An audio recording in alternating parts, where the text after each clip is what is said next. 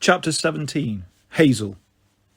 Hazel hated boats. She got seasick so easily it was more like a sea plague. She hadn't mentioned this to Percy. She didn't want to mess up the quest, but she remembered how horrible her life had been when she and her mother had moved to Alaska. No roads. Everywhere they went, they'd had to take the train or a boat. She'd hoped her condition might have improved since she'd come back from the dead. Obviously not. And this little boat, the Pax, looked so much like that other boat they'd had in Alaska. It brought back bad memories. As soon as they left the dock, Hazel's stomach started to churn. By the time they passed the piers along the San Francisco Embarcadero, she felt so woozy, she thought she was hallucinating. They sped by a pack of sea lions lounging on the docks, and she swore she saw an old homeless guy sitting among them. From across the water, the old man pointed a bony finger at Percy and mouthed something like, "Don't even think about it." "Did you see that?" Hazel asked. Percy's face was red in the sunset. "Yeah, I've been here before. I don't know. I think I was looking for my girlfriend." "Annabeth," Frank said. "You mean on your way to Camp Jupiter?" Percy frowned. "No, before that."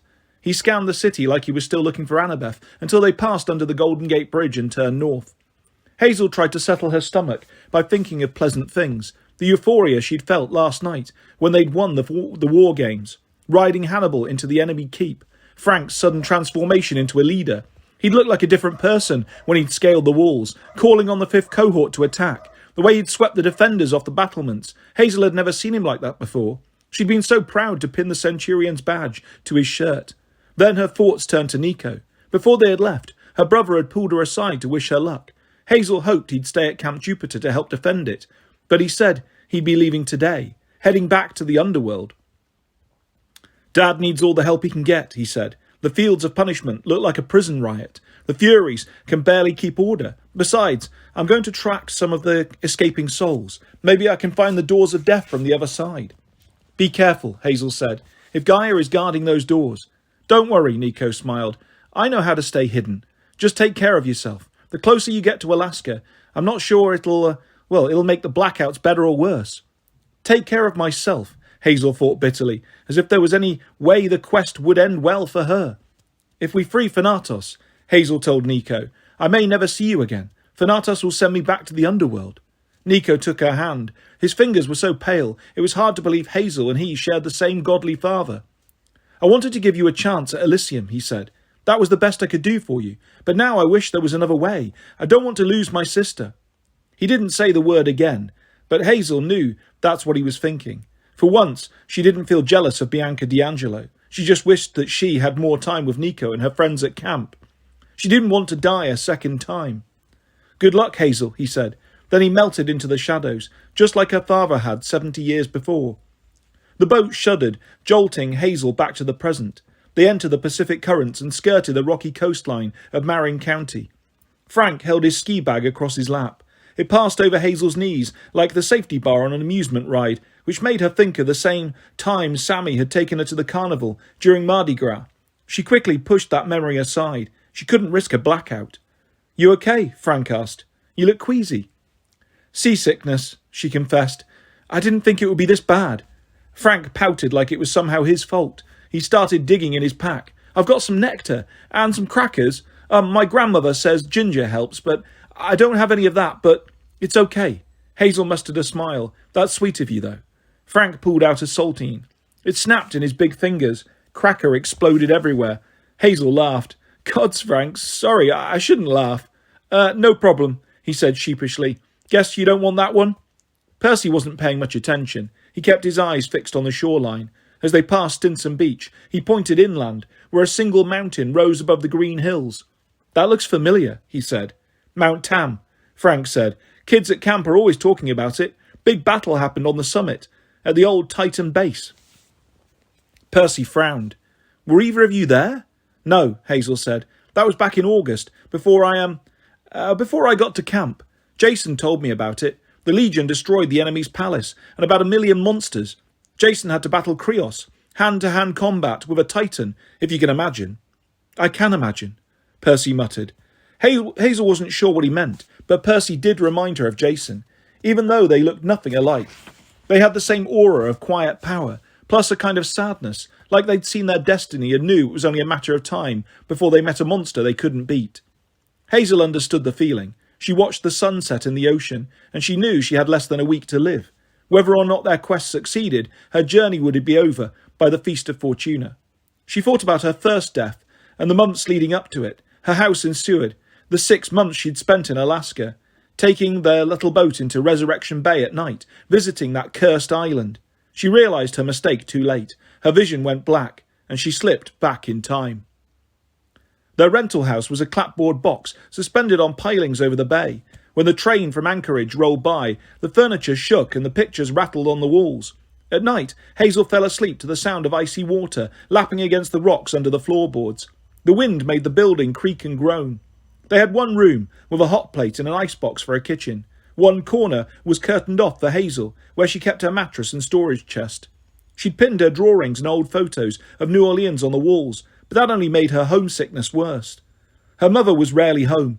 She didn't go by Queen Marie anymore. She was just Marie, the hired help. She'd cook and clean all day at the diner on 3rd Avenue for fishermen, railroad workers, and the occasional crew of Navy men. She'd come home smelling like pine sol and fried fish. At night, Marie Levesque would transform. The voice took over, giving Hazel orders, putting her to work on their horrible project. Winter was the worst. The voice stayed longer because of the constant darkness. The cold was so intense that Hazel thought she would never be warm again. When summer came, Hazel couldn't get enough sun. Every day of summer vacation, she stayed away from home as long as she could, but she couldn't walk around town. It was a small community. The other kids spread rumours about her. The witch's child who lived in the old shack by the docks. If she came too close, the kids jeered at her or threw bottles and rocks. The adults weren't much better. Hazel could have made their lives miserable. She could have given them diamonds, pearls, or gold. Up here in Alaska, gold was easy. There was so much in the hills, Hazel could have buried the town without half trying. But she didn't really hate the locals for pushing her away. She couldn't blame them. She spent the day walking the hills. She attracted ravens. They'd caw at her from the trees and wait for the shiny things that always appeared in her footsteps. The curse never seemed to bother them. She saw brown bears too, but they kept their distance. When Hazel got thirsty, she'd found a snow-melt waterfall and drank cold, clean water until her throat hurt. She'd climb as high as she could and let the sunshine warm her face. It wasn't a bad way to pass the time, but she knew eventually she'd have to go home. Sometimes she thought about her father, that strange pale man in the silver and black suit.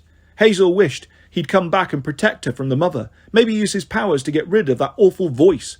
If he was a god, he should be able to do that. She looked up at the ravens and imagined they were his emissaries. Their eyes were dark and maniacal, like his. She wondered if they reported her movements to her father. But Pluto had warned her mother about Alaska. It was a land beyond the gods. He couldn't protect them there. If he was watching Hazel, he didn't speak to her. She often wondered if she had imagined him. Her old life seemed as distant as the radio programs she listened to, or President Roosevelt talking about the war. Occasionally the locals would discuss the Japanese and some fighting on the outer islands of Alaska, but even that seemed far away, not nearly as scary as Hazel's problem. One day in midsummer, she stayed out later than usual, chasing a horse. She'd seen it first when she had heard a crunching sound behind her. She turned and saw a gorgeous tan-roan stallion with a black mane, just like the one she'd ridden on her last day in New Orleans, when Sammy had taken her to the stables. It would have been the same horse, though that was impossible. It was eating something off the path, and for a second Hazel had the crazy impression it was munching one of the gold nuggets that always appeared in her wake. "Hey, fella," she called. The horse looked at her warily. Hazel figured it must belong to someone. It was too well groomed, its coat too sleek for a wild horse. If she could get close enough. What? She could find its owner? Return it? No, she thought. I just want to ride again.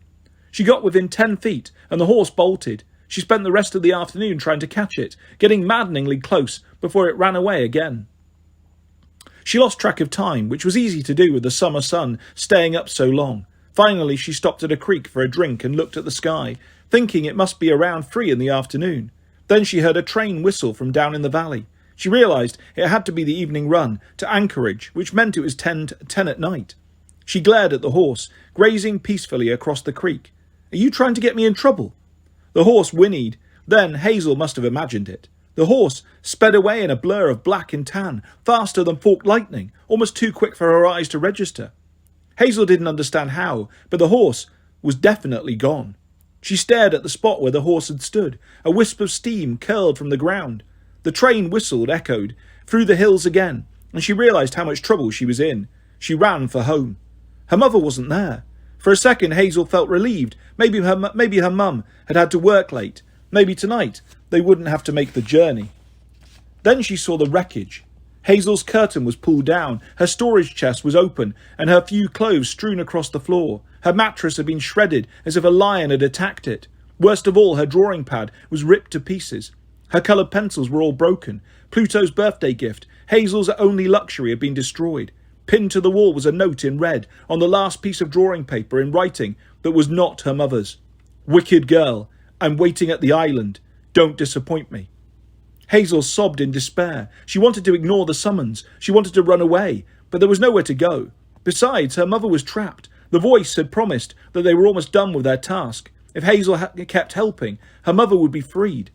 Hazel didn't trust the voice, but she didn't see any other option. She took the rowboat, a little skiff her mother had bought for a few gold nuggets from a fisherman, who had a tragic accident with his nets the next day. They had only one boat, but Hazel's mother seemed capable on occasion of reaching the island without any transportation. Hazel had learned not to ask about it. Even in midsummer, clunks of ice swirled in Resurrection Bay. Seals glided by her boat, looking at Hazel hopefully, sniffing for fish scraps. In the middle of the bay, the glistening back of a whale raked the surface. As always, the rocking of the boat made her stomach queasy. She stopped once to sick over the side. The sun was finally going down over the mountains, turning the sky blood red. She rowed towards the bay's mouth. After several minutes, she turned and looked ahead. Right in front of her, out of the fog, the island materialised. An acre of pine trees, boulders and snow with black sand beach. If the island had a name, she didn't know it. Once Hazel had made the mistake of asking the townsfolk, but they had stared at her like she was crazy. "Ain't no island there," said one old fisherman, "or my boat would have run into it 1,000 times." Hazel was about 50 yards from the shore when a raven landed on the boat's stern. It was a greasy black bird, almost as large as an eagle, with a jagged beak like an obsidian knife. Its eyes glittered with intelligence, so Hazel wasn't much surprised when it talked. "Tonight," it croaked. "The last night." Hazel let the oars rest. She tried to decide if the raven was warning her, or advising her, or making a promise. "Are you from my father?" she asked. The raven tilted its head. "The last night. Tonight." It pecked at the boat's prow and flew towards the island. "The last night," Hazel told herself. She decided to take it as a promise. No matter what she tells me, I will make this the last night. That gave her enough strength to row on. The boat slid ashore, cracking through a fine layer of ice and black silt. Over the months, Hazel and her mother had worn a path from the beach into the woods. She hiked inland, careful to stick to the trail. The island was full of dangers, both natural and magical. Bears rustled in the undergrowth. Glowing white spirits, vaguely human, drifted through the trees. Hazel didn't know where they were or what they were, but she knew they were watching her, hoping she'd stray into their clutches. At the centre of the island, 2 massive black boulders formed the entrance to a tunnel.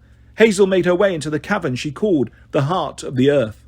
It was the only true warm place Hazel had found since moving to Alaska. The air smelled of freshly turned soil. The sweet, moist heat made Hazel feel drowsy, but she fought to stay awake. She imagined that if she fell asleep, here her body would sink into the earthen floor and turn to mulch. The cave was as large as a church sanctuary, like the St. Louis Cathedral, back home on Jackson Square. The walls glowed with luminescent mosses, green, red and purple. The whole chamber thrummed with energy, an echoing boom, boom, boom that reminded Hazel of a heartbeat. Perhaps it was just the sea's waves battering the island, but Hazel didn't think so. This place was alive. The earth was asleep, but it pulsated with power. Its dreams were so malicious, so fitful, that Hazel felt herself losing her grip on reality. Gaia wanted to consume her identity, just as she'd overwhelmed Hazel's mother. She wanted to consume every human, god and demigod that dared to walk across her surface. "You all belong to me," Gaia murmured like a lullaby. "Surrender. Return to the earth." "No," Hazel thought. "I'm Hazel Levesque. You can't have me." Marie Levesque stood over the pit. In 6 months her hair had turned as grey as lint. She'd lost weight. Her hands were gnarled from hard work. She wore snow boots and waders and a stained white shirt from the diner. She never would have been mistaken for a queen. "It's too late." Her mother's frail voice echoed through the cavern. Hazel realised with a shock that it was her voice, not Gaia's. "Mother?" Marie turned. Her eyes were open. She was awake and conscious. This should have made Hazel feel relieved, but it made her nervous. The voice had never relinquished control while they were on the island. "What have I done?" her mother asked helplessly. "Oh, Hazel, what did I do to you?" She stared in horror at the thing in the pit. 4 months they'd been coming here, 4 or 5 nights a week, as the voice required. Hazel had cried, she'd collapsed with exhaustion, she'd pleaded, she'd given in to despair. But the voice that controlled her mother had urged her on relentlessly. "Bring valuables from the earth. Use your powers, child. Bring my most valuable possession to me." At first, her efforts had brought only scorn. The fissure in the earth had filled with gold and precious stones, bubbling in a thick soup of petroleum. It looked like a dragon's treasure dumped in a tar pit. Then, slowly, a rock spire began to grow like a massive tulip bulb. It emerged so gradually, night after night, that Hazel had trouble judging its progress. Often she concentrated all night on raising it, until her mind and soul were exhausted. But she didn't notice any difference. Yet the spire did grow. Now Hazel could see how much she'd accomplished. The thing was 2 stories high, a swirl of rocky tendrils jutting like a spear tip from the oily morass. Inside, something glowed with heat. Hazel couldn't see it clearly, but she knew what was happening. A body was forming out of silver and gold, with oil for blood and raw diamonds for a heart. Hazel was resurrecting, the son of Gaia. He was almost ready to wake. Her mother fell to her knees and wept. "I'm sorry, Hazel. I'm so sorry." She looked helpless and alone, horribly sad. Hazel should have been furious. Sorry. She'd lived in fear of her mother for years. She'd been scolded and blamed for her mother's unfortunate life. She'd been treated like a freak, dragged away from her home in New Orleans to this cold wilderness, and worked like a slave by a merciless evil goddess. Sorry didn't cut it. She should have despised her mother. But she couldn't make herself feel angry. Hazel knelt and put her arm around her mother. There was hardly anything left of her, just skin and bones and stained work clothes. Even in the warm cave she was trembling. "What can we do?" Hazel said. "Tell me how to stop it." Her mother shook her head. "She let me go. She knows it's too late. There's nothing we can do." The voice. Hazel was afraid to get her hopes up, but if her mother was really freed, then nothing else mattered. They could get out of here. They could run away, back to New Orleans. Is she gone? Her mother glanced fearfully around the cave. "No, she's here. There's only one more thing she needs from me. For that, she needs my free will." Hazel didn't like the sound of that. "Let's get out of here," she urged. "That thing in the rock, it's going to hatch." "Soon," her mother agreed. She looked at Hazel so tenderly. Hazel couldn't remember the last time she'd seen that kind of affection in her mother's eyes. She felt a sob building in her chest. "Pluto warned me," her mother said. "He told me my wish was too dangerous." Your wish?" "All the wealth under the earth," she said. "He controlled it. I wanted it. I was so tired of being poor, Hazel. So tired. First I summoned him, just to see if I could. I never thought the old Grigri spell would work on a god. But he courted me, told me I was brave and beautiful." She stared at her bent, calloused hands. "When you were born, he was so pleased and proud. He promised me anything. He swore on the river Styx. I asked for all the riches he had. He warned me, the greediest wishes cause the greatest sorrows. But I insisted. I imagined living like a queen, the wife of a god. And you received the curse." Hazel felt as if she were expanding on the breaking point, just like that spire in the pit. Her misery would soon become too great to hold inside, and her skin would shatter. "That's why I can find things under the earth. And why they bring only sorrow." Her mother gestured listlessly around the cavern. "That's how she found me, how she was able to control me. I was angry with your father. I blamed him for my problems. I blamed you. I was so bitter that I listened to Gaia's voice. I was a fool." "That's got to be something we can do." "There's got to be," Hazel said. "Tell me how to stop her."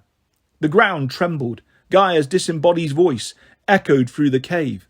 "My eldest rises," she said, "the most precious thing in the earth, and you have brought him from the depths, Hazel Levesque. You have made him anew. His awakening cannot be stopped. Only one thing remains." Hazel clenched her fists. She was terrified, but now that her mother was free, she felt like she could confront her enemy at last. This creature, this evil goddess, had ruined their lives. Hazel wasn't going to let her win. "I won't help you any more," she yelled.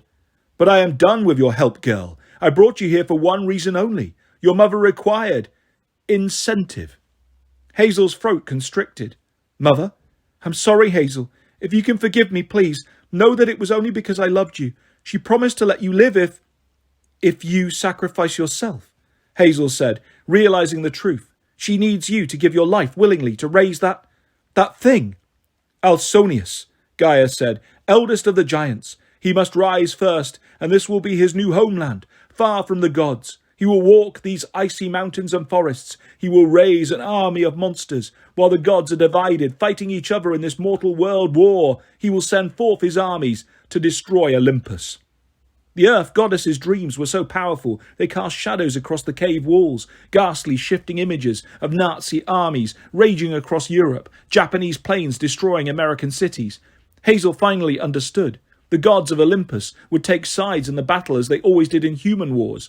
While the gods fought each other to a bloody standstill, an army of monsters would rise in the north. Alsonius would revive his brother giants and send them forth to conquer the world. The weakened gods would fall, the mortal conflict would rage for decades until all civilization was swept away, and the earth goddess awakened fully. Gaia would rule forever. All this, the goddess purred, because your mother was greedy and cursed you with the gift of finding riches. In my sleeping state, I would have needed decades more, perhaps even centuries, before I found the power to resurrect Alsonius myself. But now he will wake, and soon so shall I. With terrible certainty, Hazel knew what would happen next. The only thing Gaia needed was a willing sacrifice, a soul to be consumed, for Alsonius to awaken. Her mother would step into the fissure and touch that horrible spire, and she would be absorbed. Hazel, go. Her mother rose unsteadily. She'll let you live, but you must hurry. Hazel believed it. That was the most horrible thing. Gaia would honour the bargain and let Hazel live. Hazel would survive to see the end of the world, knowing that she'd caused it. No, Hazel made her decision. I won't live. Not for that. She reached deep into her soul. She called on her father, the lord of the underworld, and summoned all the riches that lay in his vast realm. The caverns shook. Around the spire of Alsonius, oil bubbled, then churned and erupted like a boiling cauldron. Don't be foolish, Gaia said. But Hazel detected concern in her tone, maybe even fear. You will destroy yourself for nothing. Your mother will still die. Hazel almost wavered. She remembered her father's promise. Some day her curse would be washed away. A descendant of Neptune would bring her peace. He'd even said she might find a horse of her own. Maybe that strange stallion in the hills was meant for her. But none of that would happen if she died now. She'd never see Sammy again or return to New Orleans. Her life would be 13 short, bitter years with an unhappy ending. She met her mother's eyes. For once, her mother didn't look sad or angry. Her eyes shone with pride. You were my gift, Hazel, she said, my most precious gift. I was foolish to think I needed anything else. She kissed Hazel's forehead and held her close. Her warmth gave Hazel the courage to continue. They would die, but not as sacrifices to Gaia. Instinctively, Hazel knew that their final act would reject Gaia's power. Their souls would go to the underworld, and Alsonius would not rise, at least not yet. Hazel summoned the last of her willpower. The air turned searing hot. The spire began to sink. Jewels and chunks of gold shot from the fissure with such force that they cracked the cavern walls and sent shrapnel flying, stinging Hazel's skin through her jacket. Stop this, Gaia demanded. You cannot prevent his rise. At best you will delay him. A few decades, half a century? Would you trade your lives for that? Hazel gave her an answer. The last night, the raven had said. The fissure exploded. The roof crumbled. Hazel sank into her mother's arms, into the darkness, as oil filled her lungs and the island collapsed into the bay. Chapter 18. Hazel. Hazel! Frank shook her arms, sounding panicked. Come on, please, wake up! She opened her eyes. The night sky blazed with stars. The rocking of the boat was gone. She was lying on solid ground, her bundled sword and pack beside her. She sat up groggily, her head spinning. They were on a cliff overlooking a beach. About 100 feet away, the ocean glinted in the moonlight. The surf washed gently against the stern of their beached boat. To her right, hugging the edge of the cliff, was a building like a small church with a searchlight in the steeple. A lighthouse, Hazel guessed. Behind them, fields of tall grass rustled in the wind. Where are we? She asked. Frank exhaled. Thank the gods you're awake. We're in Mendocino, about 150 miles north of the Golden Gate. 150 miles? Hazel groaned. I've been out that long. Percy knelt beside her, the sea wind sweeping his hair. He put his hand on her forehead, as if checking for a fever. We couldn't wake you. Finally, we decided to bring you ashore. We thought maybe the seasickness. It wasn't seasickness. She took a deep breath. She couldn't hide the truth from them anymore. She remembered what Nico had said. If a flashback like that happens when you're in combat... I haven't been honest with you, she said. What happened was a blackout. I have them once in a while. A blackout? Frank took Hazel's hand, which startled her, though pleasantly so. Is it medical? Why haven't I noticed before? I try to hide it, she admitted. I've been lucky so far, but it's getting worse. It's not medical, not really. Nico says it's a side effect from my past, from where he found me. Percy's intense green eyes were hard to read. She couldn't tell whether he was concerned or wary. Where exactly did Nico find you? He asked. Hazel's tongue felt like cotton. She was afraid if she started talking, she'd slip back into the past. But they deserved to know. If she failed them on this quest, zonked out when they needed her most, she couldn't bear that idea. I'll explain, she promised. She clawed through her pack. Stupidly, she'd forgotten to bring a water bottle. Is there anything to drink? Yeah, Percy muttered a curse in Greek. That was dumb. I left my supplies down at the boat. Hazel felt bad asking them to take care of her, but she'd woken up parched and exhausted, as if she'd lived the last few hours in both the past and the present. She shouldered her pack and sword. Never mind, I can walk. Don't even think about it, Frank said. Not until you've had some food and water. I'll get the supplies. No, I'll go. Percy glanced at Frank's hand on Hazel's. Then he scanned the horizon as if he sensed trouble. But there was nothing to see, just the lighthouse and the field of grass stretching inland. You two stay here. I'll be right back. You sure? Hazel said feebly. I don't want you to... It's fine, said Percy. Frank, just keep your eyes open. Something about this place. I don't know. I'll keep her safe, Frank promised. Percy dashed off. Once they were alone, Frank seemed to realise he was still holding Hazel's hand. He cleared his throat and let go. I think I understand your blackouts, he said, and where you come from. Her heartbeat stumbled. You do? You seem so different from other girls I've met. He blinked and then rushed on. Not like bad different, just the way you talk, the things that surprise you, like songs or TV shows or slang people use. You talk about your life like it happened a long time ago. You were born in a different time, weren't you? You came from the underworld.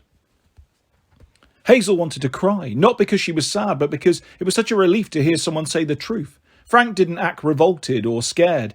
He didn't look at her as if she were a ghost or some awful undead zombie. Frank, we'll figure it out, he promised. You're alive now. We're going to keep you that way. The grass rustled behind them. Hazel's eyes stung in the cold wind. I don't deserve a friend like you, she said. You don't know what I am, what I've done. Stop that, Frank scowled. You're great. Besides, you're not the only one with secrets. Hazel stared at him. I'm not? Frank started to say something, and then he tensed. What? Hazel asked. The wind stopped. She looked around and noticed he was right. The air had become perfectly still. So? She asked. Frank swallowed. So why is the grass still moving? Out of the corner of her eye, Hazel saw dark shapes ripple through the field. Hazel. Frank tried to grab her arms, but it was too late. Something knocked him backwards. Then a force like a grassy hurricane wrapped around Hazel and dragged her into the fields. Chapter 19. Hazel. Hazel was an expert on weird. She'd seen her mother possessed by an earth goddess. She'd created a giant out of gold. She destroyed an island, died and come back from the underworld. But getting kidnapped by a field of grass, that was new. She felt as if she was trapped in a funnel cloud of plants. She'd heard of modern-day singers jumping into crowds of fans and getting passed overhead by thousands of hands. She imagined this was similar, only she was moving 1,000 times faster, and the grass blades weren't adoring fans. She couldn't sit up. She couldn't touch the ground. Her sword was still in her bedroll, strapped to her back, but she couldn't reach it. The plants kept her off balance, tossing her around, slicing her face and arms. She could barely make out the stars through the tumble of green, yellow and black. Frank's shouting faded into the distance. It was hard to think clearly, but Hazel knew one thing. She was moving fast. Wherever she was being taken, she'd soon be too far away for her friends to find her. She closed her eyes and tried to ignore the tumbling and tossing. She sent her thoughts into the earth below her. Gold, silver. She'd settle for anything that might disrupt her kidnappers. She felt nothing. Riches under the earth, zero. She was about to despair when she felt a huge cold spot pass beneath her. She locked onto it with all her concentration, dropping a metal anchor. Suddenly, the ground rumbled. The swirl of plants released her and she was thrown upward like a catapult projectile. Momentarily weightless, she opened her eyes. She twisted her body in mid-air. The ground was about 20 feet below her. Then she was falling. Her combat training kicked in. She'd practiced dropping from giant eagles before. She tucked into a roll, turned the impact into a somersault, and came up standing. She unslung her bedroll and drew her sword. A few yards to her left, an outcropping of rock the size of a garage jutted from the sea of grass. Hazel realised it was her anchor. She'd caused the rock to appear. The grass rippled around it. Angry voices hissed in dismay at the massive clump of stone that had broken their progress. Before they could regroup, Hazel ran to the rock and clambered to the top. The grass swayed and rustled around her like the tentacles of a gigantic undersea anemone. Hazel could sense her kidnapper's frustration. "Can't grow on this, can you?" she yelled. "Go away, you bunch of weeds. Leave me alone." "Shh," said an angry voice from the grass. Hazel raised her eyebrows. "Excuse me?" "Shh, shh, big pile of shh." A nun at St. Agnes Academy had once washed Hazel's mouth with lye soap for saying something very similar, so she wasn't sure how to respond. Then all around her, Rock Island, the kidnappers materialised from the grass. At first glance they looked like Valentine angels, a dozen chubby little Cupid babies. As they stepped closer, Hazel realised they were neither cute nor angelic. They were the size of toddlers, with rolls of baby fat, but their skin had a strange greenish hue, as if chlorophyll ran through their veins. They had dry, brittle wings like corn husks, and tufts of white hair like corn silk. Their faces were haggard, pitted with kernels of grain. Their eyes were solid green, and their teeth were canine fangs. The largest creature stepped forward. He wore a yellow loincloth, and his hair was spiky, like the bristles on a stalk of wheat. He hissed at Hazel and waddled back and forth so quickly she was afraid his loincloth might fall off. "Hate this shist," the creature complained. "Wheat cannot grow." "Sorghum cannot grow," another piped up. "Barley," yelled a third. "Barley cannot grow. Curse this shist." Hazel's eyes wobbled. The little creatures might have been funny if they weren't surrounding her, staring up at her with those pointed teeth and hungry green eyes. They were like Cupid piranhas. You mean the rock?" she managed. "The rock is called schist." "Yes, grainstone. Schist," the first creature yelled. "Nasty rock." Hazel began to understand how she'd summoned it. "It's a precious stone." "It's valuable?" "Bah," said the one in the yellow loincloth. "Foolish native people made jewellery from it. Yes. Valuable? Maybe. Not as good as wheat, or sorghum, or barley." The others chimed in, calling out different types of grain. They circled the rock, making no effort to climb it, at least not yet. If they decided to swarm her, there was no way she could fend off all of them. "You're Gaia's servants," she guessed, just to keep them talking. Maybe Percy and Frank weren't too far away. Maybe they'd be able to see her standing so tall above the fields. She wished that her sword glowed like Percy's. The yellow-diapered Cupid snarled, "We are the Carpoi, secrets of the grain, spirits, children of the Earth Mother, yes. We have been her attendants since forever. Before nasty humans cultivated us, we were wild. We will be again. Wheat will destroy all. No, sorghum will. Barley shall dominate." The others joined in, each Carpus cheering for his own variety. "Right." Hazel swallowed her revulsion. "So you're wheat, then? You in the yellow, breeches?" Said Wheat. "Come down from your schist, demigod. We must take you to our mistress's army. They will reward us. They will kill you slowly." "Tempting," Hazel said, "but no thanks." "I will give you wheat," said Wheat, as if this were a very fine offer in exchange for her life. "So much wheat!" Hazel tried to think. How far had she been carried? How long would it take her friends to find her? The Carpoi were getting bolder, approaching the rock in twos and threes, scratching at the schist to see if it would hurt them. "Before I get down," she raised her voice, hoping it would carry over the fields. Explain something to me, would you? If you're grain spirits, shouldn't you be on the god's side? Isn't the goddess of agriculture Keres?" "Evil name," Barley wailed. "Cultivates us," Sorghum spat. "Makes us grow in disgusting rows. Lets humans harvest us. Pah! When Gaia is mistress of the world again, we will grow wild. Yes." "Well, naturally," Hazel said. "So, this army of hers, where you're taking me in exchange for wheat." "Or barley," Barley offered. "Yeah," Hazel agreed. "This army is where now?" "Just over the ridge." Sorghum clapped his hands excitedly. "The Earth Mother. Oh yes, she told us. Look for the daughter of Pluto who lives again. Find her. Bring her alive. I have many tortures planned for her. The giant Polypodus will reward us for your life. Then we will march south to destroy the Romans. We can't be killed, you know, but you can, yes." "That's wonderful." Hazel tried to sound enthusiastic. It wasn't easy, knowing Gaia had special revenge planned for her. So you can't be killed because Alsonius has captured Death, is that it? Exactly, Barley said. And he's keeping him chained in Alaska, Hazel said. Let's see, what's the name of that place? Sorghum started to answer, but Wheat flew at him and knocked him down. The carpoy began to fight, dissolving into funnel clouds of grain. Hazel considered making a run for it. Then Wheat reformed, holding Sorghum in a headlock. Stop! He yelled at the others. Multigrain fighting is not allowed. The carpoy solidified into chubby cupoid piranhas again. Wheat pushed Sorghum away. Oh, clever demigod, he said, trying to trick us into giving secrets. No, you'll never find the lair of Alsonius. I already know where it is, she said with false confidence. He's on the island, in Resurrection Bay. Ha! Wheat sneered. That place sank beneath the waves long ago. You should know that. Gaia hates you for it. When you thwarted her plans, she was forced to sleep again. Decades and decades. Alsonius, not until the dark times was he able to rise. The 1980s, Barley agreed. Horrible, horrible. Yes, Wheat said, and our mistress still sleeps. Alsonius was forced to bide his time in the north, waiting, planning. Only now does Gaia begin to stir. Oh, but she remembers you, and so does her son. Sorghum cackled with glee. You will never find the prison of Thanatos. All of Alaska is the giant's home. He could be keeping Death anywhere. Years it would take you to find him, and your poor campers only days. Better you surrender. We will give you grain, so much grain.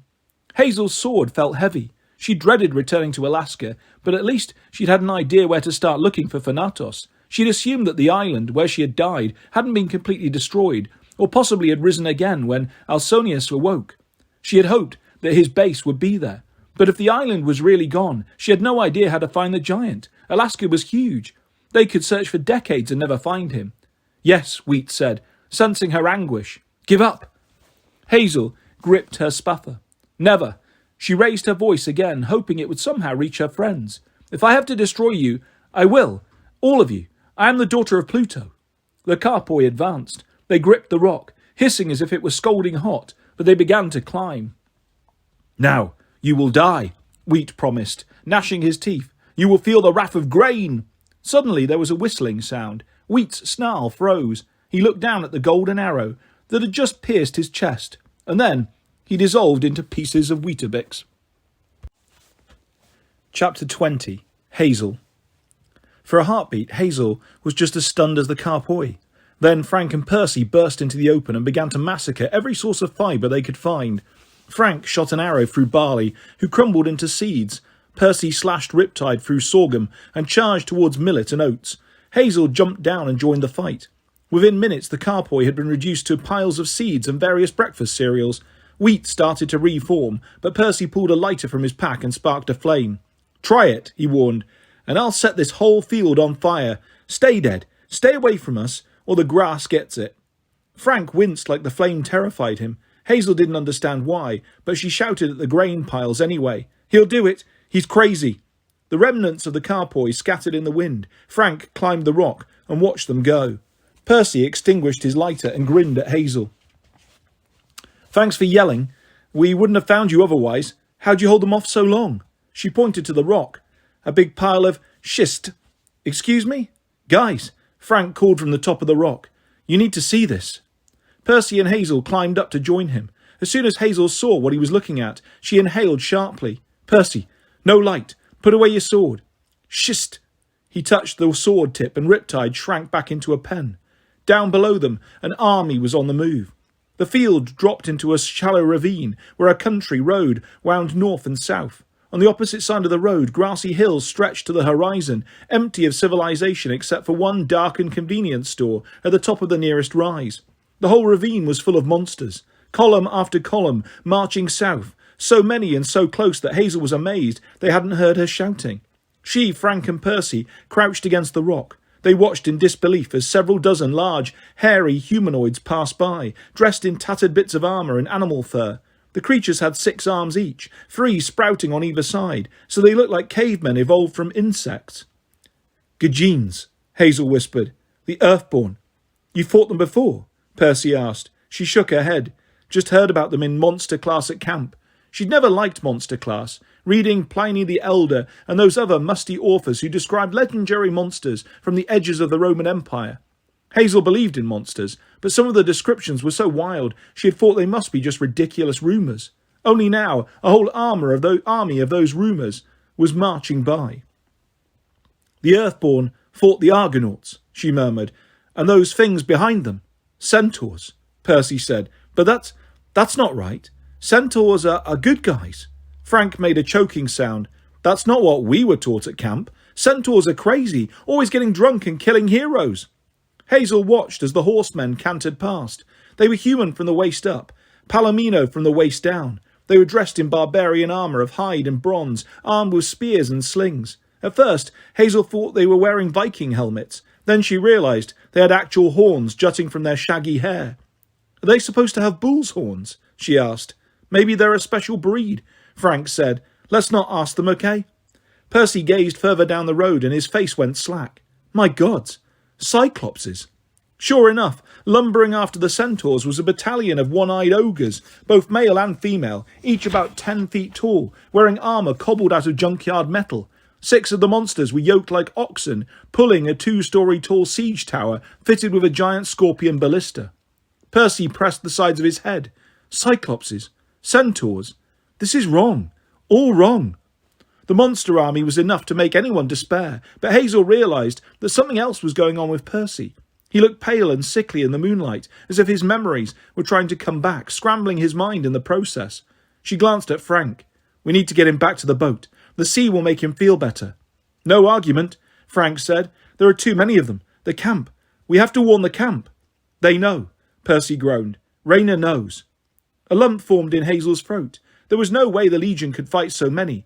If they were only a few hundred miles north of Camp Jupiter, their quest was already doomed. They could never make it to Alaska and make it back in time. Come on, she urged. Let's... Then she saw the giant. When he appeared over the ridge, Hazel couldn't quite believe her eyes. He was taller than the siege tower, 30 feet at least, with scaly reptilian legs like a Komodo dragon from the waist down, and green-blue armour from the waist up. His breastplate was shaped like rows of hungry, monstrous faces, their mouths open as if demanding food. His face was human, but his hair was wild and green, like a mop of seaweed. As he turned his head from side to side, snakes dropped from his dreadlocks, viper dandruff. Gross. He was armed with a massive trident and a weighted net. Just the sight of those weapons made Hazel's stomach clench. She'd faced that type of fighter in gladiator training many times. It was the trickiest, sneakiest, most evil combat style she knew. This giant was a super-size Retarius. Who is he? Frank's voice quivered. That's not... Not Alsonius, Hazel said weakly. One of his brothers, I think. The one Terminus mentioned. The grain spirit mentioned him too. That's Polybutus. She wasn't sure how she knew, but she could feel the giant's aura of power, even from here. She remembered that feeling from the heart of the earth as she had raised Alsonius, as if she were standing near a powerful magnet, and all the iron in her blood was being drawn towards it. This giant was another child of Gaia, a creature of the earth so malevolent and powerful that he radiated his own gravitational field. Hazel knew they should leave. Their hiding place on top of the rock would be in plain sight to a creature that tall if he chose to look in their direction. But she sensed something important was about to happen. She and her friends crept a little further down the schist and kept watching. As the giant got close, a Cyclops woman broke ranks and ran back to speak with him. She was enormous, fat and horribly ugly, wearing a chainmail dress like a muumuu, but next to the giant she looked like a child. She pointed to the closed-up convenience store on top of the nearest hill and muttered something about food. The giant snapped back an answer, as if he was annoyed. The female Cyclops barked an order to her kindred, and 3 of them followed her up the hill. When they were halfway to the store, a searing light turned night into day. Hazel was blinded. Below her, the enemy army dissolved into chaos, monsters screaming in pain and outrage. Hazel squinted. She felt like she just stepped out of a dark theatre into a sunny afternoon. Too pretty, the Cyclopses shrieked. Burns our eye! The store on the hill was encased in a rainbow, closer and brighter than any Hazel had ever seen. The light was anchored at the store, shooting up into the heavens, bathing the countryside in a weird kaleidoscope glow. The Lady Cyclops hefted her club and charged at the store. As she hit the rainbow, her whole body began to steam. She wailed in agony and dropped her club, retreating, with multicoloured blisters all over her arms and face. "Horrible goddess!" she bellowed at the store. "Give us snacks!" The other monsters went crazy, charging the convenience store, then running away as the rainbow light burned them. Some threw rocks, spears, swords, and even pieces of their armour, all of which burned up in flames of pretty colours. Finally, the giant leader seemed to realise that his troops were throwing away perfectly good equipment. "Stop!" he roared. With some difficulty, he managed to shout and push and pummel his troops into submission. When they'd quieted down, he approached the rainbow-shielded store himself and stalked around the borders of the light. "Goddess!" he shouted. "Come out and surrender!" No answer from the store. The rainbow continued to shimmer. The giant raised his trident and net. "I am Polybatus. Kneel before me so I may destroy you quickly." Apparently, no one in the store was impressed. A tiny dark object came sailing out of the window and landed at the giant's feet. Polybatus yelled. "Grenade!" He covered his face. His troops hit the ground. When the thing did not explode, Polybatus bent down cautiously and picked it up. He roared in outrage. "A chocolate muffin! You dare insult me with a chocolate muffin!" He threw the cake back at the shop and it vaporized in the light. The monsters got to their feet. Several muttered hungrily, "Chocolate muffin? Where chocolate muffins?" "Let's attack," said the lady Cyclops. "I'm hungry. My boys want snacks." "No," Polybatus said. "We're already late. Alconius wants us at the camp in 4 days' time. You Cyclopses move inexcusably slowly. We have no time for minor goddesses." He aimed that last comment at the store, but got no response. The lady Cyclops growled. "The camp! Yes, vengeance! The orange and purple ones destroyed my home. Now, Ma Gasket will destroy theirs. Do you hear me? Leo, Jason, Piper, I come to annihilate you." The other Cyclopses bellowed in approval. The rest of the monsters joined in. Hazel's whole body tingled. She glanced at her friends. "Jason," she whispered. She fought Jason. He might still be alive. Frank nodded. "Do those other names mean anything to you?" Hazel shook her head. She didn't know any Leo or Piper at camp. Percy still looked sickly and dazed. If the names meant anything to him, he didn't show it. Hazel pondered what the Cyclops had said. Orange and purple ones. Purple, obviously the colour of Camp Jupiter, but orange. Percy had shown up in a tattered orange shirt. That couldn't be a coincidence. Below them, the army began to march south again, but the giant Polybatus stood to one side, frowning and sniffing the air. "Sea god," he muttered. To Hazel's horror, he turned in their direction. "I smell sea god." Percy was shaking. Hazel put her hand on his shoulder and tried to press him flat against the rock. The lady Cyclops Ma Gasket snarled. "Of course you smell sea god. The sea is right over there." "More than that," Polybatus insisted. "I was born to destroy Neptune. I can sense." He frowned, turning his head and shaking out a few more snakes. "Do we march or sniff the air?" Ma Gasket scolded. "Don't get muffins. You don't get sea god." Polybatus growled. "Very well. March. March." He took one last look at the rainbow-encased store, then raked his fingers through his hair. He brought out 3 snakes that seemed larger than the rest, with white markings around their necks. "A gift, goddess. My name, Polybatus, means many to feed. Here are some hungry mouths for you. See if your store gets many customers with these sentries outside." He laughed wickedly and threw the snakes into the tall grass on the hillside. Then he marched south, his massive Komodo legs shaking the earth. Gradually the last column of monsters passed over the hills and disappeared into the night. Once they were gone, the blinding rainbow shot off like a spotlight. Hazel, Frank and Percy were left alone in the dark, staring across the road at a closed-up convenience store. "That was different," Frank muttered. Percy shuddered violently. Hazel knew he needed help, or rest, or something. Seeing that army seemed to have triggered some kind of memory, leaving him shell-shocked. They should get him back to the boat. On the other hand, a huge stretch of grassland lay between them and the beach. Hazel got the feeling that Carpoy wouldn't stay away forever. She didn't like the idea of the 3 of them making their way back to the boat in the middle of the night, and she couldn't shake the dreadful feeling that if she hadn't summoned that schist, she'd be a captive of the giant right now. "Let's go to the store," she said. "If there's a goddess inside, maybe she can help us." "Except a bunch of snake things are guarding the hill now," Frank said, "and that burning rainbow might come back." They both looked at Percy, who was shaking like he had hypothermia. "We've got to try," Hazel said. Frank nodded grimly. Well, any goddess who throws a muffin at a giant can't be all bad. Let's go. Chapter 21. Frank. Frank hated chocolate muffins. He hated snakes, and he hated his life, not necessarily in that order. As he trudged up the hill, he wished that he could pass out like Hazel, just go into a trance and experience some other time, like before he got drafted for this insane quest, before he found out his dad was a godly drill sergeant with an ego problem.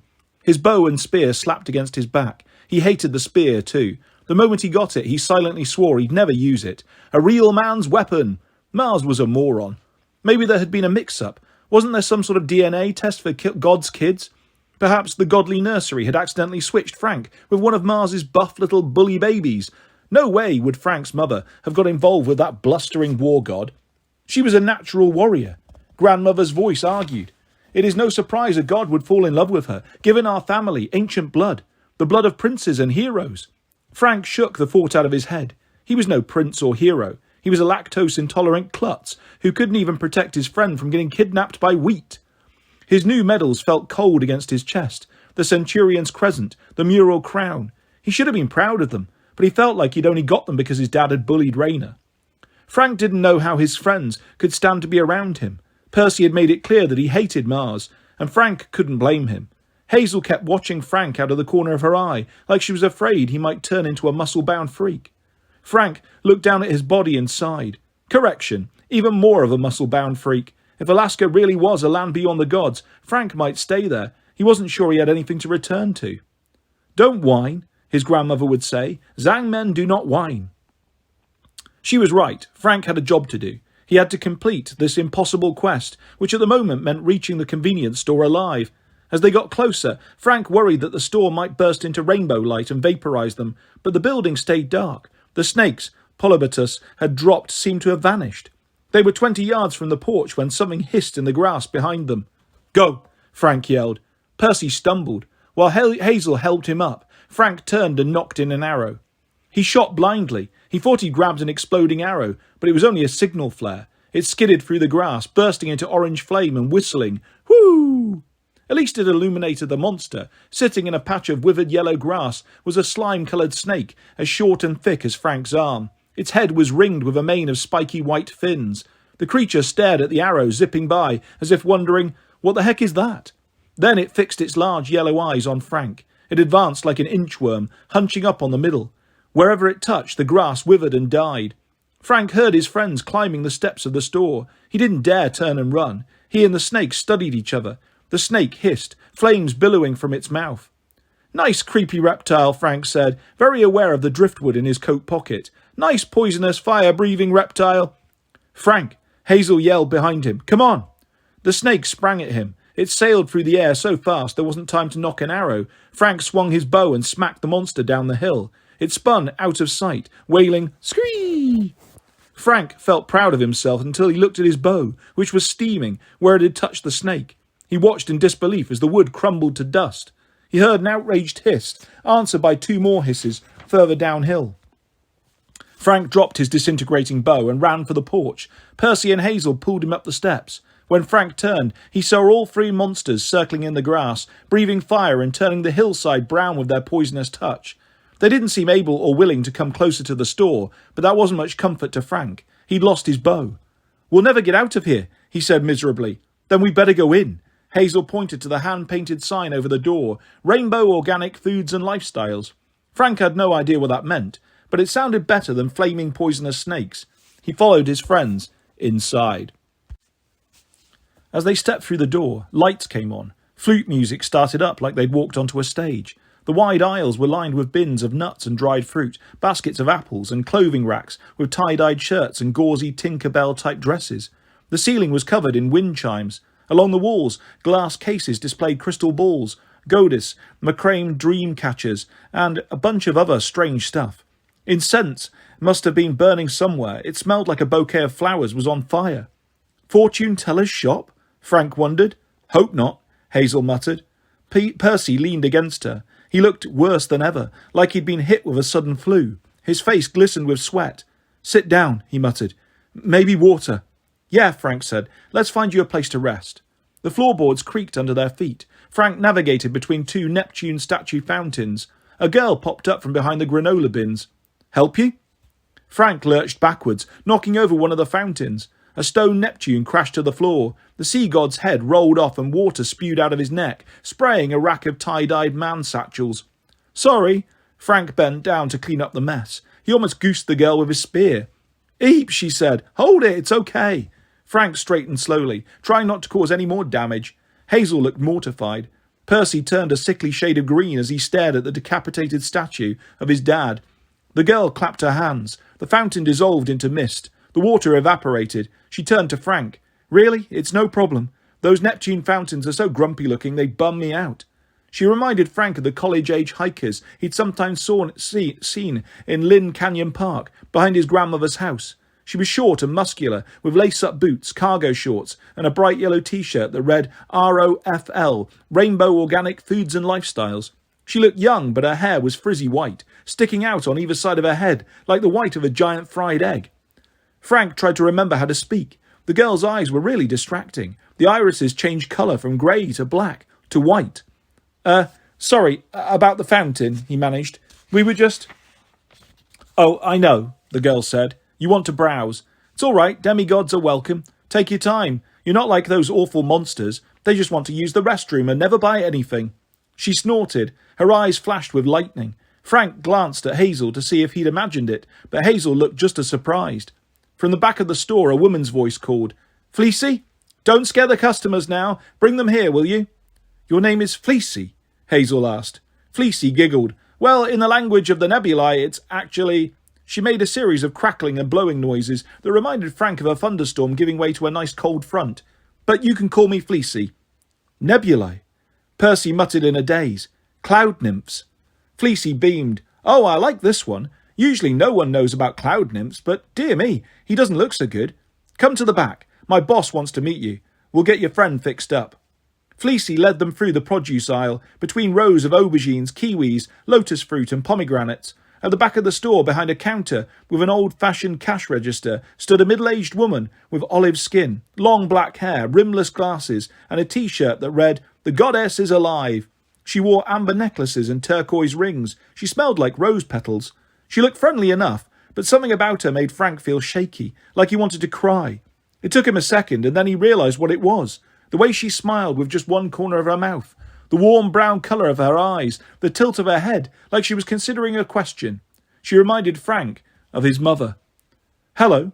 She leaned over the counter, which was lined with dozens of little statues, waving Chinese cats, meditating Buddhas, St. Francis bobbleheads and novelty dippy drinking birds with top hats. "So glad you're here. I'm Iris." Hazel's eyes widened. "Not the Iris, the rainbow goddess." Iris made a face. "Well, that's my official job, yes, but I don't define myself by corporate identity. In my spare time, I run this."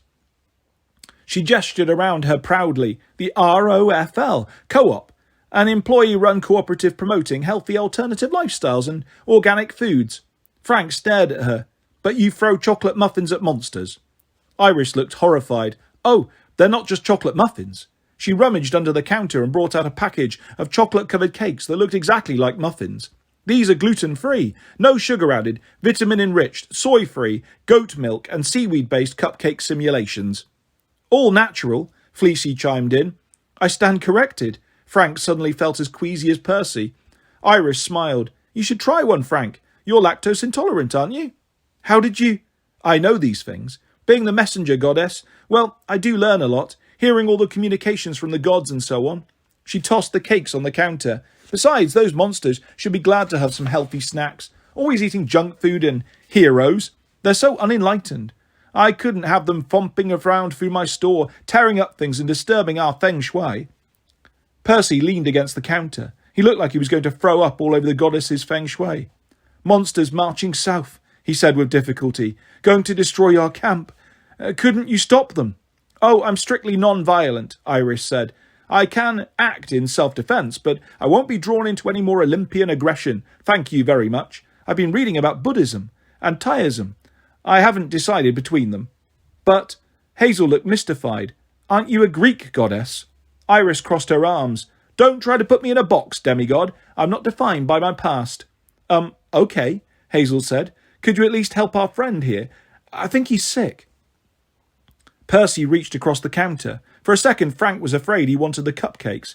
"Iris message," he said. "Can you send one?" Frank wasn't sure he'd heard right. Iris message. "It's..." Percy faltered. "Isn't that something you do?" Iris studied Percy more closely. "Interesting. You're from Camp Jupiter and yet... Oh, I see.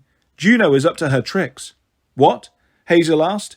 Iris glanced at her assistant, Fleecy. They seemed to have a silent conversation. Then the goddess pulled a vial from behind the counter and sprayed some honeysuckle-smelling oil around Percy's face.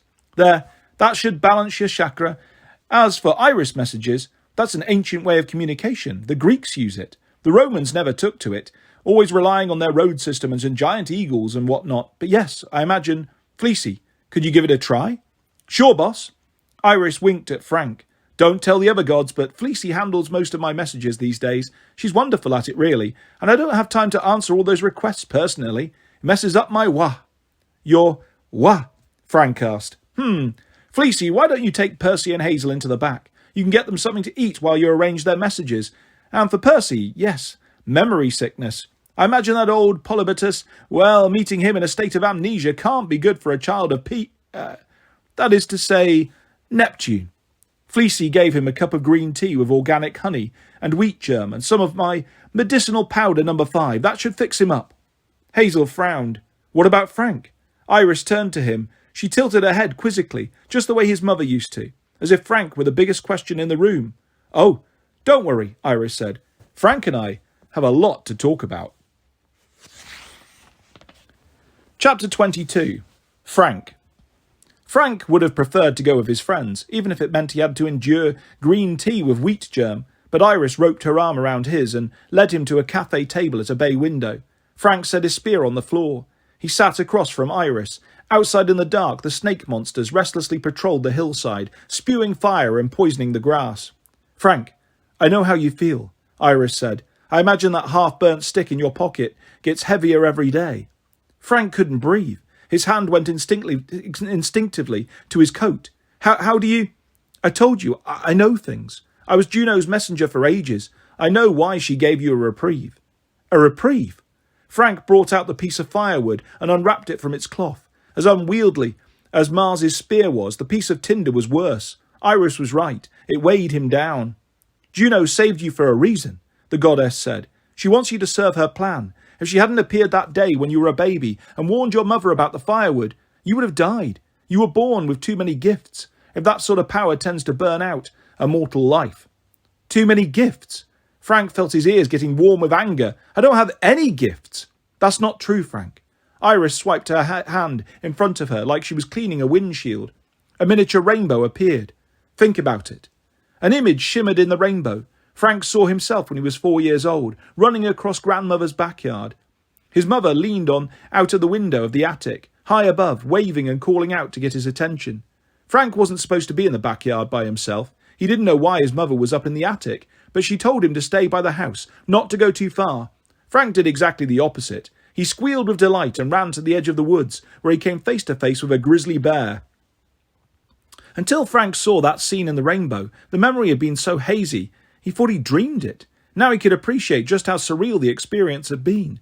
The bear regarded the little boy, and it was difficult to tell who was more startled. Then Frank's mother appeared at his side. There was no way she should have been able to get down from the attic so fast. She put herself between the bear and Frank and told him to run to the house. This time, Frank obeyed. When he turned at the back porch, he saw his mother coming out of the woods.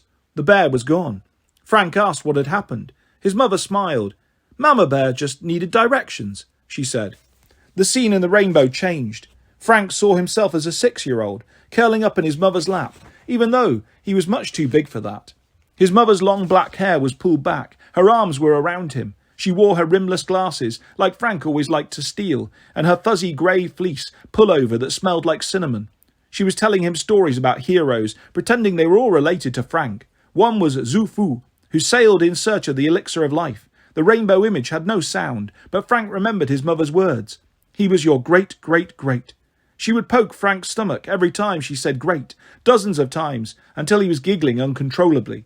Then there was Sun Go, also called Seneca Gracchus, who fought 12 Roman dragons and 16 Chinese dragons in the western deserts of China. He was the strongest dragon of all, you see, his mother said. That's how he could beat them. Frank didn't know what that meant, but it sounded exciting. When she poked his belly with so many grates, Frank rolled onto the floor to escape the tickling.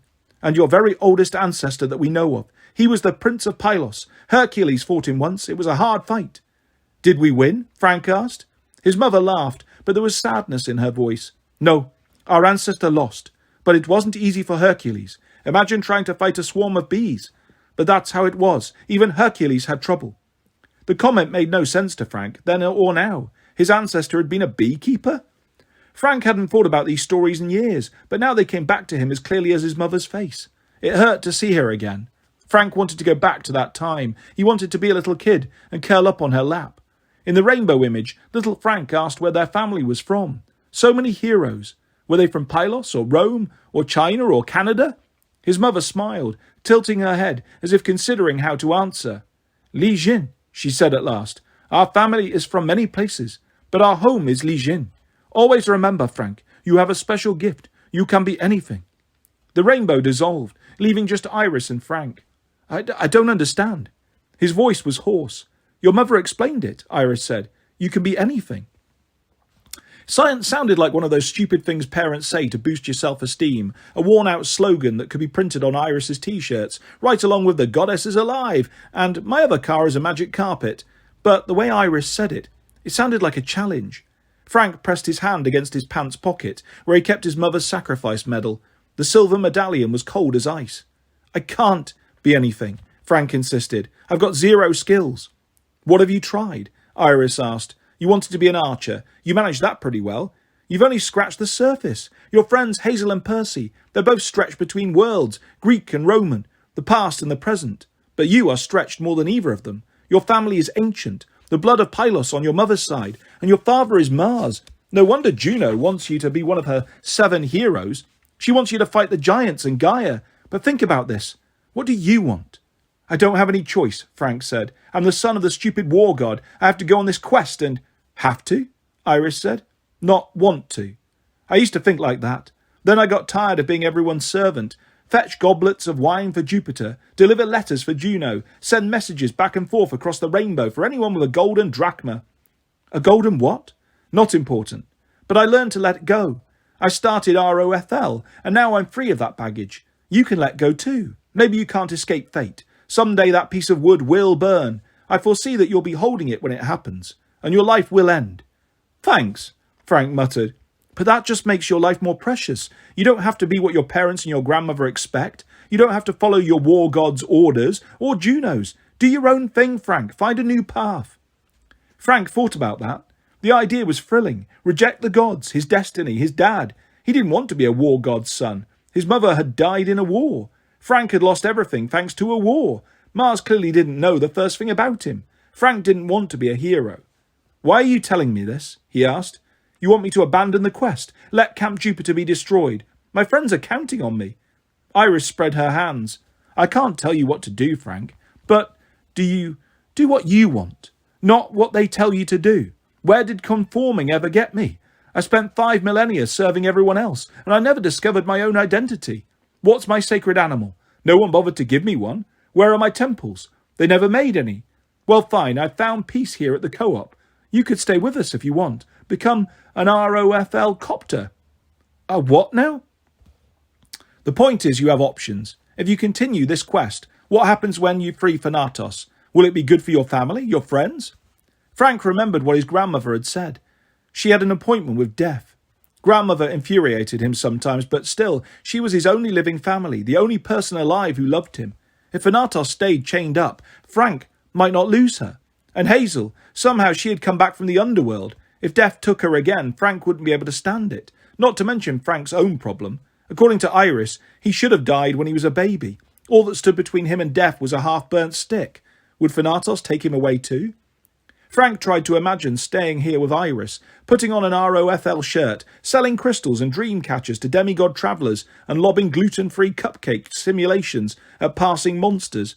Meanwhile, an undying army would overrun Camp Jupiter. You can be anything, his mother had said. No, he thought. I can't be that selfish. I have to go, he said. It's my job. Iris sighed. I expected as much, but I had to try. The task ahead of you, well, I wouldn't wish it on anyone, especially a nice boy like you. If you must go, at least I can offer some advice. You'll need help finding Thanatos. You know where the giants are hiding him? Frank asked. Iris gazed thoughtfully at the wind chimes swaying on the ceiling. No. Alaska is beyond the god's sphere of control. The location is shielded from my sight, but there is someone who would know. Seek out the seer, Phineas. He's blind, but he can see the past, present, and future. He knows many things. He can tell you where Thanatos is being held. Phineas, Frank said. Wasn't there a story about him? Iris nodded reluctantly. In the old days, he committed horrible crimes. He used his gift of sight for evil. Jupiter sent the Harpies to plague him, the Argonauts, including your ancestor, by the way. The Prince of Pylos. Iris hesitated. Yes, Frank. Though his gift, his story, that you must discover on your own. Suffices to say, the Argonauts drove away the Harpies in exchange for Phineas's help. That was eons ago, but I understand Phineas has returned to the mortal world. You'll find him in Portland, Oregon, which is on the way north. But you must promise me one thing.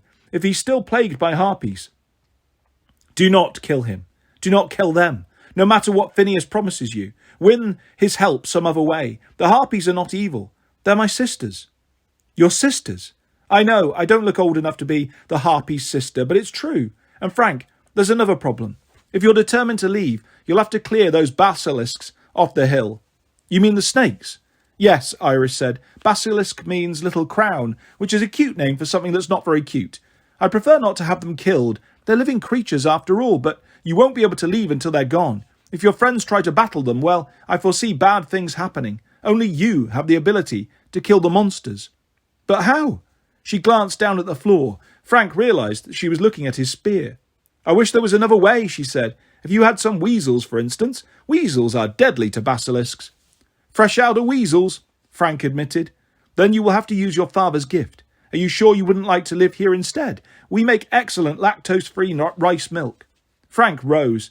How do I use the spear? You'll have to handle that on your own. I can't advocate violence. While you're doing battle, I'll check on your friends. I hope Fleecy found the right medicinal herbs. The last time we had a mix-up, well, I don't think those heroes wanted to be daisies. The goddess stood. Her glasses flashed, and Frank saw his own reflection in the lenses. He looked serious and grim, nothing like the little boy he'd seen in those rainbow images. One last bit of advice, Frank, she said. You're destined to die holding that piece of firewood, watching it burn. But perhaps, if you didn't keep it yourself, perhaps if you trusted someone else, someone enough to hold it for you. Frank's fingers curled around the tinder. Are you offering?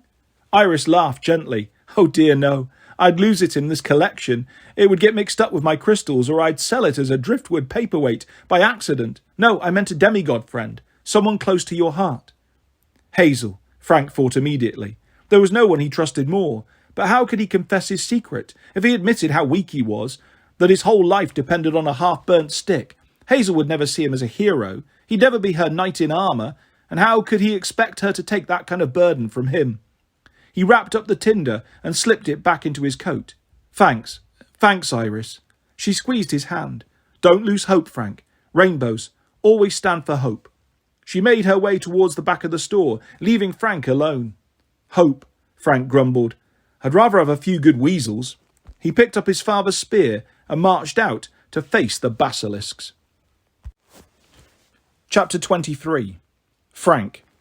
Frank missed his bow. He wanted to stand on the porch and shoot the snakes from a distance. A few well-placed exploding arrows, a few craters in the hillside. Problem solved.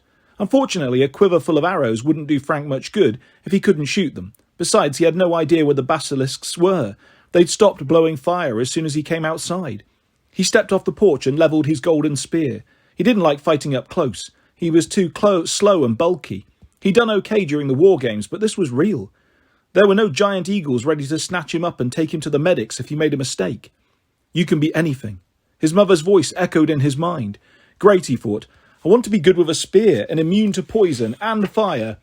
Something told Frank his wish had not been granted. The spear felt just as awkward in his hands. Patches of flame still smouldered on the hillside. The acrid smoke burned in Frank's nose. The withered grass crunched under his feet. He thought about those stories his mother used to tell, generations of heroes who had battled Hercules, fought dragons and sailed monster-infested seas. Frank didn't understand how he could have evolved from a line like that, or how his family had migrated from Greece through the Roman Empire all the way to China.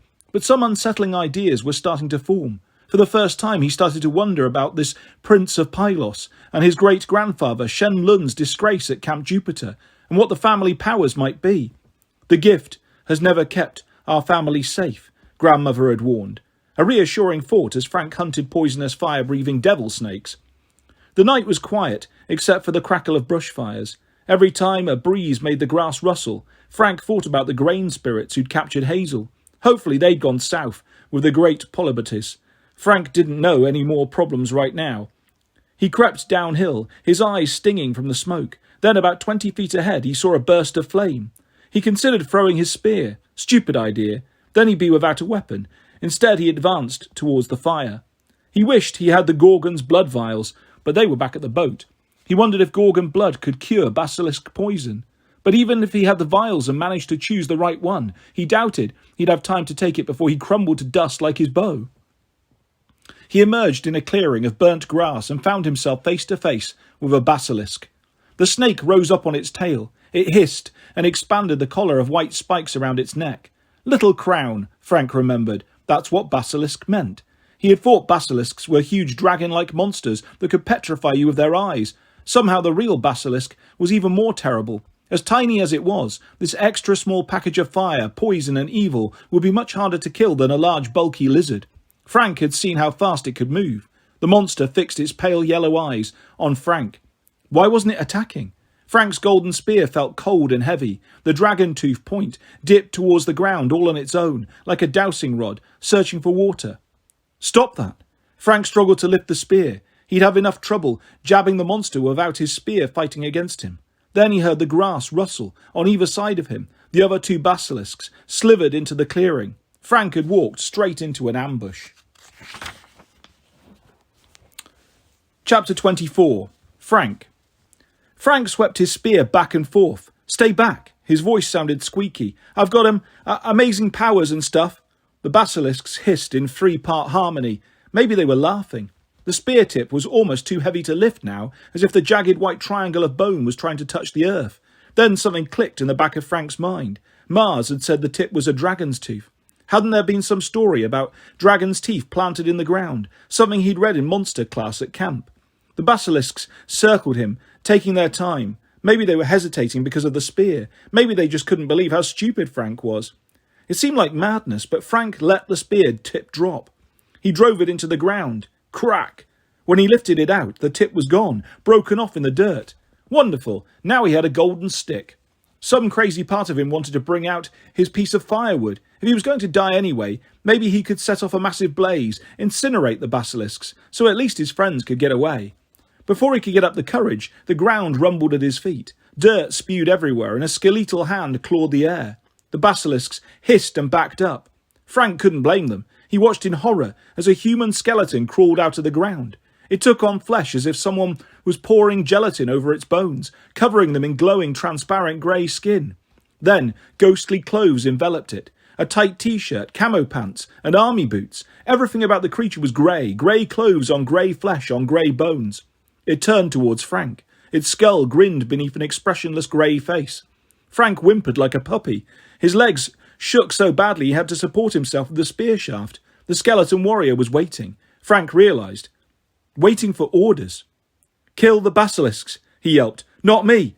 The skeletal warrior leapt into action. He grabbed the nearest snake, and, though his grey flesh began to smoke on contact, he strangled the basilisk with one hand and flung down its limp body. The other two basilisks hissed with rage. One sprang at Frank, but he knocked it aside with the butt of his spear. The other snake belched fire directly in the skeleton's face. The warrior marched forward and stomped the basilisk's head under his boot.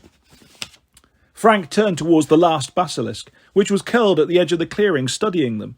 Frank's imperial gold spear shaft was steaming, but unlike his bow, it didn't seem to be crumbling from the basilisk's touch.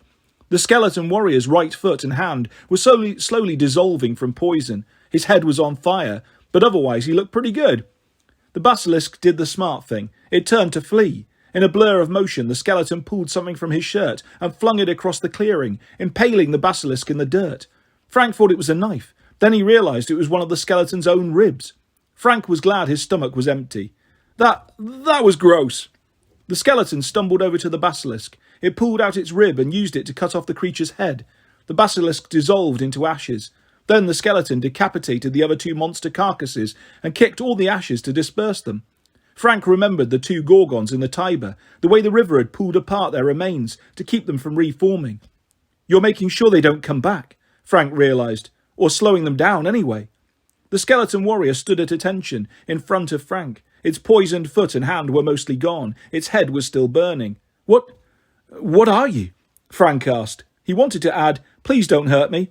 The skeleton saluted with its stump of a hand, and then it began to crumble, sinking back into the ground. Wait, Frank said. I don't even know what to call you. Toothman? Bones? Grey? As its face disappeared beneath the dirt, the warrior seemed to grin at the last name, or maybe that was just its skeletal teeth showing, and then it was gone, leaving Frank alone with his pointless spear. Grey, he muttered. Okay, but... He examined the tip of his spear. Already, a new dragon tooth was starting to grow out of the golden shaft. You get 3 charges out of it, Mars had said, so use it wisely. Frank heard footsteps behind him. Percy and Hazel ran into the clearing. Percy looked better, except he was carrying a tie-dyed man satchel from ROFL. Definitely not his style. Riptide was in his hand. Hazel had drawn her spuffer. Are you okay? She asked. Percy turned in a circle, looking for enemies. Iris told us you were out here battling the basilisks by yourself, and we were like, what? We came as fast as we could. What happened? I'm not sure, Frank admitted. Hazel crouched next to the earth where Grey had disappeared. I sensed death. Even my brother has been here, or the basilisks are dead. Percy stared at him in awe. You killed them all? Frank swallowed. He already felt like enough of a misfit without trying to explain his new undead minion. 3 charges. Frank could call on Grey twice more, but he'd sensed malevolence in the skeleton. It was no pet. It was a vicious undead killing force, barely controlled by the power of Mars. Frank got the feeling it would do what he said, but if his friends happened to be in the line of fire, oh well. And if Frank was a little slow giving it directions, it might start killing whatever was in its path, including its master. Mars had told him the spear would give him breathing room until he learned to use his mother's talents, which meant Frank needed to learn those talents fast. Thanks a lot, Dad, he grumbled. What? Hazel asked. Frank, are you okay? I'll explain later, he said. Right now, there's a blind man in Portland we've got to see.